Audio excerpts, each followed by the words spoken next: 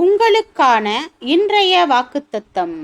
நம்முடைய இரட்சகராகிய இயேசு கிறிஸ்து பிரசன்னமானதினாலே அந்த கிருபை இப்பொழுது வெளிப்படுத்தப்பட்டது. அவர் மரணத்தை பரிகரித்து ஜீவனையும் அழியாமையும் சுவிசேஷத்தினாலே வெளியரங்கமாக்கினார்.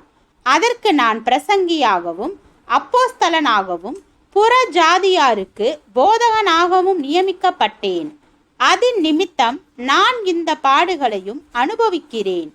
ஆயினும் நான் வெட்கப்படுகிறதில்லை.